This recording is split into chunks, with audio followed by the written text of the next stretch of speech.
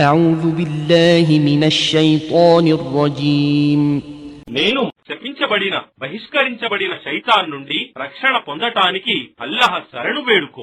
ولو شاء ربك لآمن من في الأرض كلهم جميعا أفأنت تكره الناس حتى يكونوا مؤمنين. మరియు నీ ప్రభువు కోరితే భూమిలో ఉన్న వారందరూ విశ్వసించేవారు. ఏమి, నీవు మానవులందరినీ విశ్వాసులయ్యే వరకు వారిని బలవంతం చేస్తూ ఉంటావా? وما كان لنفس أن تؤمن إلا بإذن الله ويجعل الرجس على الذين لا يعقلون.